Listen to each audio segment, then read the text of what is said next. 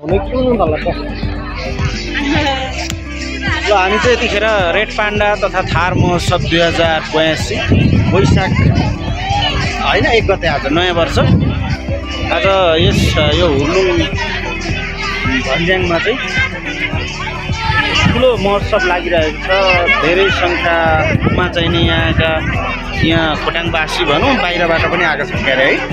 हजुर आन्तरिक त सफाइ हो बाहिर पर्यटकहरू लगायत थुप्रै मान्छेहरू उपस्थित छौँ साथीहरू।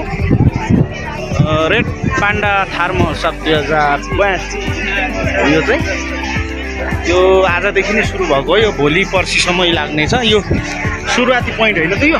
अब यहाँदेखि हामी यो मुन्दुम ट्रेल पदमार्ग हुँदै हामी कहाँ जान्छौँ साथीहरू? मुन्दुम ट्रेल होइन पदमार्ग हुँदै हामी कहाँ जान्छौँ? पदमार्ग हुँदै चखेवा यहाँदेखि माथि ट्याम्के पनि होला होइन? ट्याम्के लगायतका विभिन्न ठाउँहरू घुम्नेछौँ।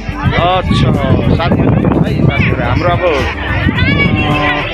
के भन्छ यो पदमार्ग सुरु हुँदैछ यहाँबाट।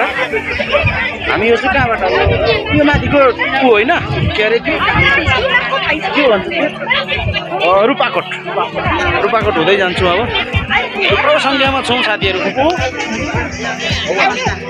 ल झाँकी प्रदर्शन साकेला किराँतीहरूको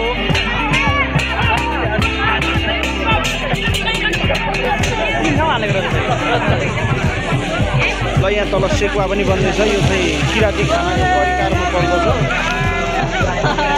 सरौ पनि यतै पाउँछ नि क्या हो?